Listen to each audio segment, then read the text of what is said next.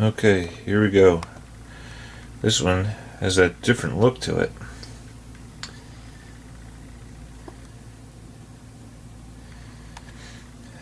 This is as received.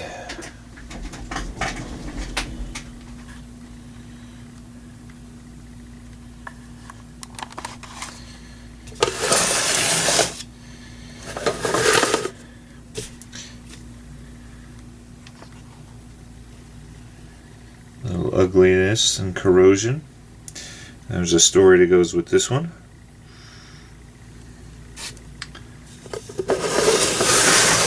Get to that in a minute. This here top, nothing holds it on, so we have to work on that. Alright, we got some filth. We have some tape residue. Random number.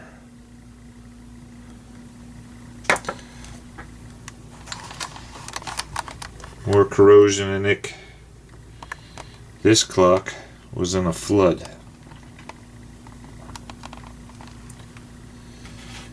It almost got tossed. I'm kind of happy it didn't. Optoelectronics, baby. 6-digit. My favorite, MM5314, National Semiconductor IC. And as you can see, this clock needs restoration. Interesting, this appears to be an LDR. I am not sure what they got going on here. Obviously some extra buttons, some aren't even wired. Extra switch with the LDR on it. I'm kind of interested to see what goes on, so I want to do my before document here, and then I will tear into it. We're going to get some new set buttons. These are the standard set buttons. So fast and hold. You can see 12, 24 hours selection, and then the extra switches and buttons here. We'll have to see.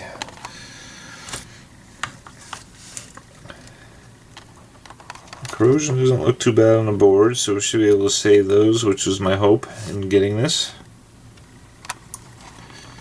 Some sort of Fairchild displays. I think they might be 503s. I have to get this apart, and hopefully there's part number on them somewhere. One icky capacitor with some extra resistors here, which appear to be powering maybe the colons, possibly added.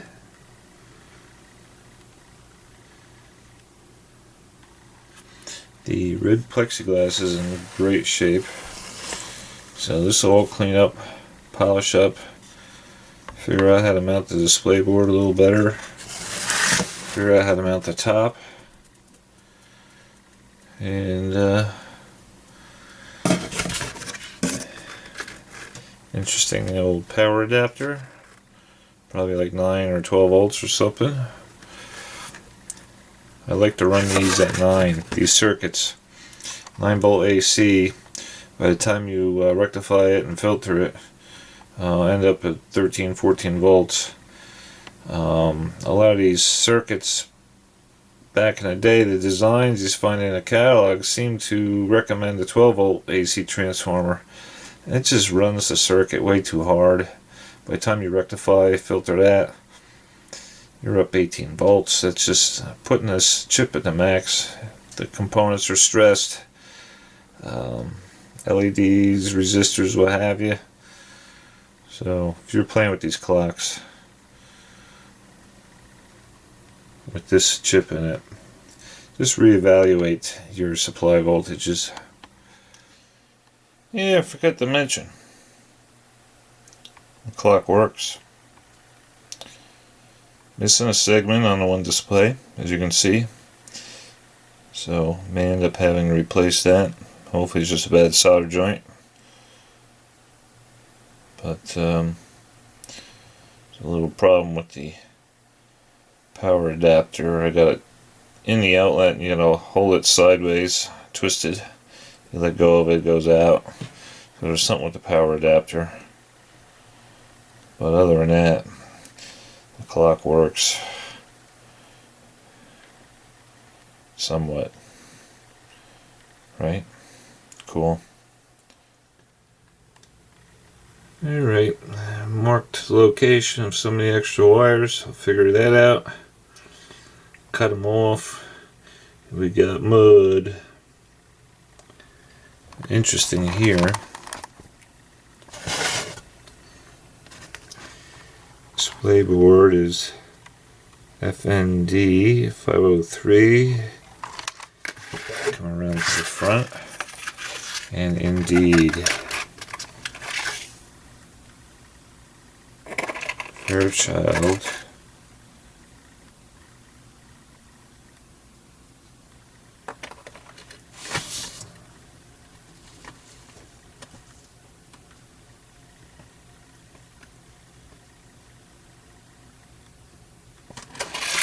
Fairchild displays.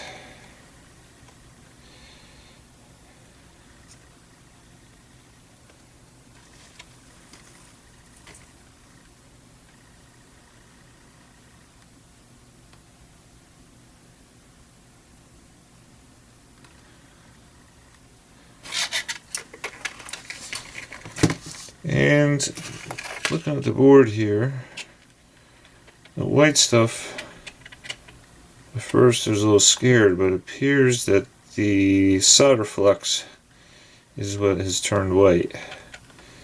So hopefully a little board cleaning, a little denatured alcohol will get rid of that.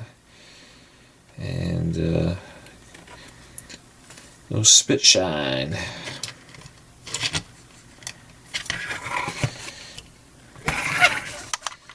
I think we can save this.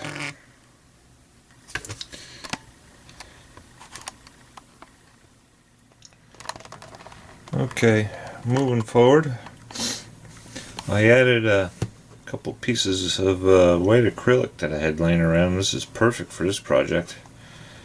A couple tabs on the inside of the top cover, and we thread out some holes, and that'll mount the top to the bottom. One problem solved.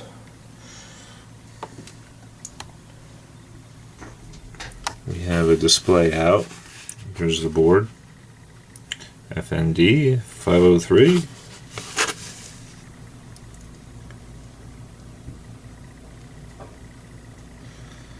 So this one had a segment out, and gotta love eBay. We have a selection of them.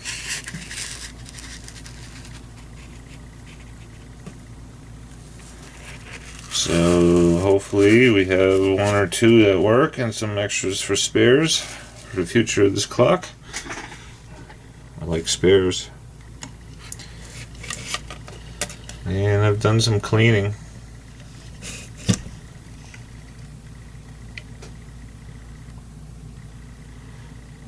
New capacitor.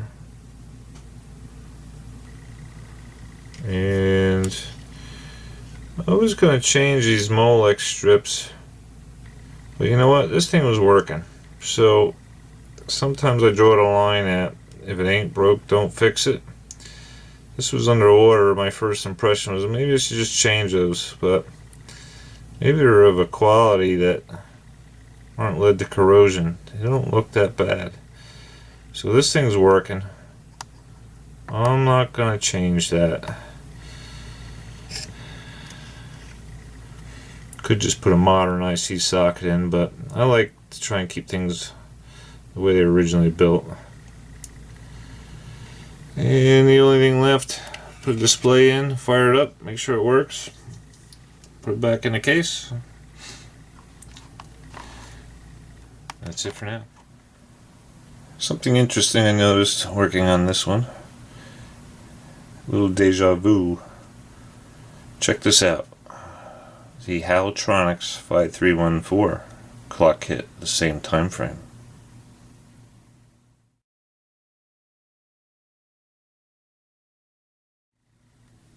Very similar. Different screen printing, different name, but very similar. Well, the boards look to be in pretty good shape. They cleaned up reasonably well. I'll call that good. New displays in this display board. The main board.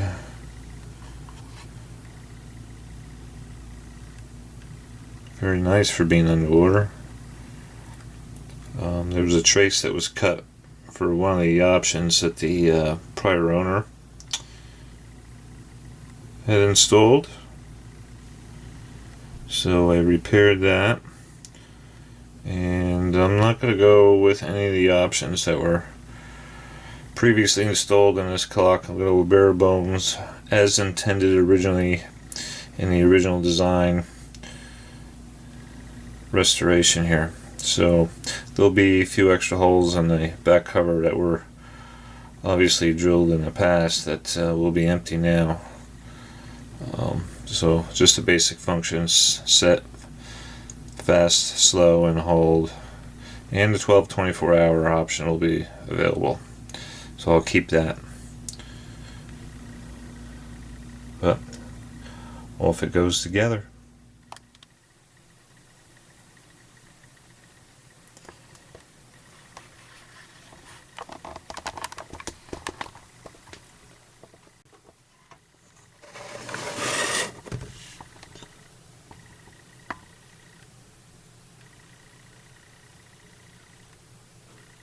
A little cleaner inside, huh?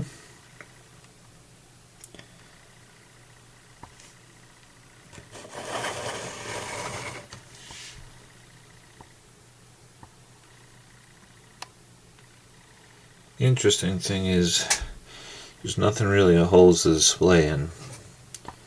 So I get this little wire acting as a strut there. It takes some bounce out. It's got the appearance that it's levitating in the front. I don't know if I'm gonna go ahead and glue in some acrylic mounts or just leave it the way it is. For now, I'm gonna leave it the way it is. It's something that can always be done. Unfortunately, a little bit of the screen printing went away upon cleanup. I did try and stay away from it, but I don't know if anybody has an idea out there what I can do for that. I do have an artist friend. Maybe he can take his steady hand and touch up the fast and hold. The unused holes. I don't know, maybe some plastic plugs, I'm thinking. But other than that, this thing's a beaut. She cleaned up nicely. I'm going to put the top on. Oh, before I do that, I wanted to mention the first filming of the display. You may have noticed it had some flicker. It's got a little less flicker. I adjusted the multiplex frequency on this, changed in a resistor. Because even to the naked eye, I mean the camera picks it up, but to the naked eye before, I think the scan rate was pretty slow, so I doubled it. It was like 200 and something. Now it's close to 500. So to the naked eye, it looks perfect. The camera picks up the flickering. Here's the bottom. We now have a couple screws holding the top on. That came out really nice.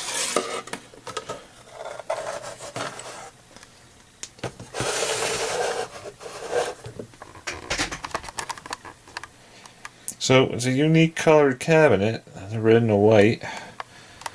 I don't know if I ever saw anything like that before, or would I envision building anything like that. But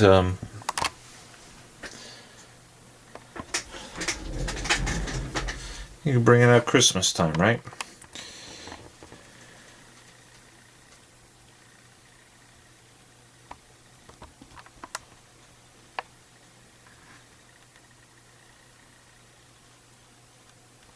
There you have it. The Optoelectronics 5314-5 digital clock kit from the mid-70s.